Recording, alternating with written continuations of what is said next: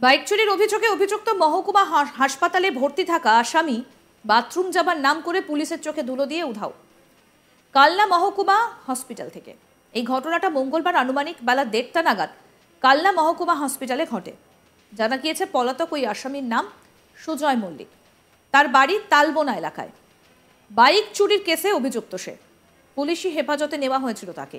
শারীরিক অসুস্থতা থাকায় তাকে কালনা মহকুমা হসপিটালে ভর্তি করা হয়। আর তারপরই হঠাৎই বাথরুম যাবার নাম করে সেখান থেকে উধাও হয়ে যায় ওই আসামি। ঘটনার খোঁজ চালাচ্ছে কালনা থানার পুলিশ।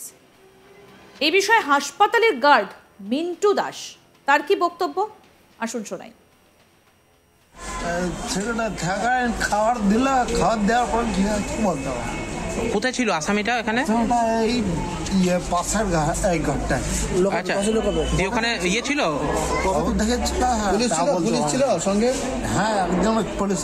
হ্যাঁ, এমনি পুলিশ ছিল। আচ্ছা, করতে যাচ্ছিল কি করতে যাচ্ছিল আমি বলতে পারবো। আপনি কি শুনেছেন? আমি কিছু শুনি। পরে কি শুনলেন? পরে কিছুই জানতে পারছি, পালিয়ে গেছে। হ্যাঁ, মানে কি পালিয়ে গেছে? আসামি চলে গেছে? আসামি কোথায় বেরিয়ে গেছে। আর ওকে খাবার কখন খেতে দেখেছেন? ওকে খাবার কখন খেতে দেখেছেন আপনি? খাবার এখান থেকে খাবার দিল, তখন দেখলাম। তখন নিয়েছে খাবার খেয়েছে? তখন খেয়েছে। কটা তখন? তখন খেয়াল নেই। আচ্ছা, খাবার খেয়েছো? খাবার খাইছে। আচ্ছা আচ্ছা, এখানে কি আপনি সিকিউরিটি এখানে? না, আমি ম্যাডাম ওখানে চাকরি নতুন জয়েন করেছি। ম্যাডাম বলতে কে? ওই এনএস অফিস। ও নার্সিং সুপারিনটেন্ডেন্ট? হ্যাঁ। ওইখানকার গার্ড আপনি? হ্যাঁ। প্রত্যক্ষদর্শী শরীফুল শেখ কি বলছেন আসুন শোনাই। আজকে এখানে কি কোনো ইয়ে এসেছিল, মানে আসামি এসেছিল পায়খানা করতে? পুলিশটা এখানে বসছিল। হ্যাঁ, যে ওনার দিয়ে এসে এখানে বসছিল, দিয়ে এসে বললে যে একটা ফোন করছিল না কাউকে, পুলিশটা একটু কথা বললো 2 মিনিটের মতন, দিয়ে দেখলো যে ডাক্তার না, মানে আসামি এসেছিল পায়খানা করতে। হ্যাঁ। আচ্ছা, দিয়ে তারপরে কোথা দিয়ে মানে চলে গেল? জানলাটা দিয়ে। জানলার কি ওখানে কি ফাঁকা কিছু আছে? আছে, ছোট জানলা আছে। দরজা ভাঙা ছিল না, মানে পুলিশটা গিয়ে যখন ভেঙেছে তখন দেখছি কেউ নাই। দরজাটা খুললো? তাও মোটামুটি কটা নাগাদ হবে? ওটা বলতে পারছি না। তাও আনুমানিক দুপুরের দিকে? হ্যাঁ, দুপুরের দিকে 1টা। কতক্ষণ ছিল ওর ভেতরে তাও মোটামুটি? এরা তো 2-3 মিনিট ধরে গেছে। 2-3 মিনিট। 2-3 মিনিট। আচ্ছা, দিয়ে তারপরে ওখান থেকে চলে যায়? হ্যাঁ, ওনার গাড়ি গিয়ে দেখে যে নাই। আর তখন পুলিশরা কোথায় ছিল? একটা পুলিশ ছিল এখানে, তখন গিয়ে দেখে দরজা ঠোকাঠুকি করছে। ওর হাতে হ্যান্ডকাপ ছিল? না, ওটা আমি খেয়াল করিনি। আচ্ছা, তুমি এখানে কি করো? আমি আমার মানে পেশেন্ট আছে। না না, এখানে তোমার ইয়ে নেই, মানে এটা তুমি দেখাশোনা করো না? আমাকে এনা করতো যে এখানকার যে মালিক। আচ্ছা, হ্যাঁ, এখানকার যে মেন, হ্যাঁ, সে আমাকে বলে একটু দেখে দিতে। আমি এসেছিলাম, আমার পেশেন্ট আছে। আচ্ছা, পেশেন্টের জন্য বসে আছি, বলে একটু দেখে দিতে। আমি দেখে দিই। আর তুমি সেই টাইমে মানে এখানেই ছিলে, তাই তো? আমি এখানে শুয়েছিলাম। এবার আমি জানি না যে ও আসামে নিয়ে এসে ঢুকেছে।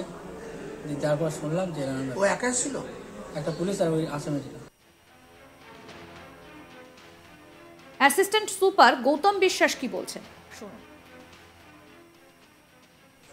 অ্যাকচুয়ালি আমাদের এখানে পেশেন্ট এসেছিল একটা ভোর 5টা থেকে 5:30 নাগাদ, পেট ব্যথা নিয়ে আমাদের পুলিশের সেল থেকে।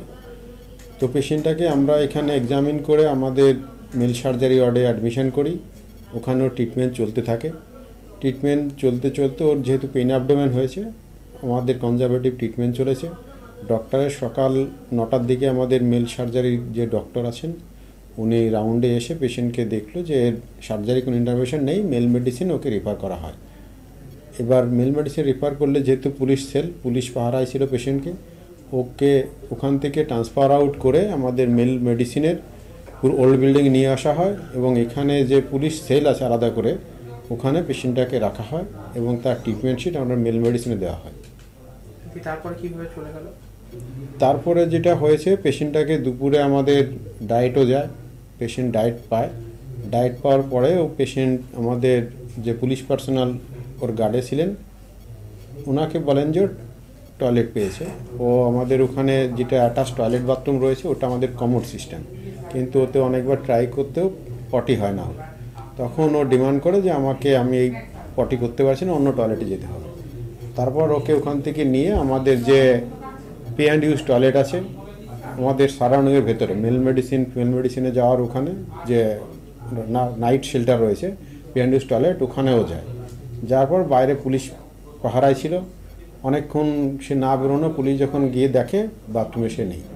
তারপর থেকে তাকে পুলিশ প্রশাসন চারদিকে খুঁজছে, সে কোথা দিয়ে পালিয়ে গেল।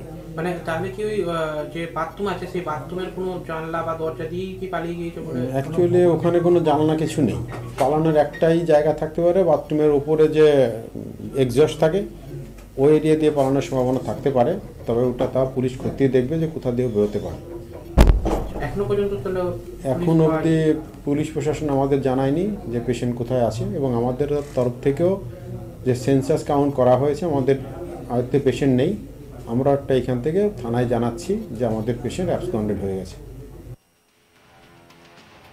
প্রসঙ্গত বলি, কিছুদিন আগেই রায়গঞ্জ থানার পুলিশ আসামি নিয়ে ইসলামপুর আদালত থেকে রায়গঞ্জের উদ্দেশ্যে যাচ্ছিল, আর সেই সময় আসামি পুলিশকে লক্ষ্য করে গুলি চালিয়ে সেখান থেকে পালায়। এই ঘটনায় 2 জন পুলিশকর্মী আহত হয়েছেন। মোট 3 রাউন্ড গুলি লাগে 2 পুলিশকর্মী। বর্তমানে তারা চিকিৎসাধীন ইসলামপুর মহকুমা হাসপাতালে। এই ঘটনার বিবরণে জানা যায়, এদিন ইসলামপুর আদালতে হাজির করানো হয়েছিল 2 আসামিকে, যারা এক অপরাধের মামলায় যুক্ত ছিলেন। আদালতে শুনানি শেষ হতেই 2 জনকে নিয়ে যাওয়া হচ্ছিল রায়গঞ্জের দিকে। যখন গোয়ালপুকুরের পাঞ্জিপাড়া এলাকায় পুলিশের ভ্যান পৌঁছয়, তখন আচমকাই শুরু হয় গুলি বৃষ্টি। তাতে আহত হন নীলকান্ত সরকার ও দেবেন বৈশ্য নামে 2 পুলিশকর্মী। তড়িঘড়ি তাদের উদ্ধার করে নিয়ে যাওয়া হয় ইসলামপুর মহকুমা হাসপাতালে।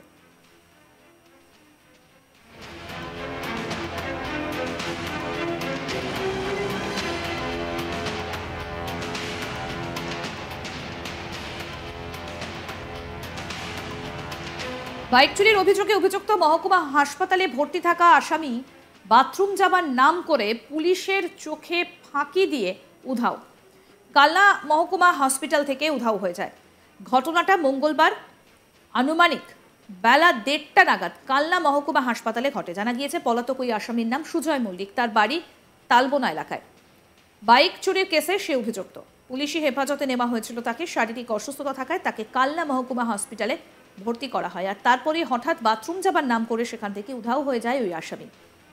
ঘটনার খোঁজ চালাচ্ছে কালনা থানার পুলিশ।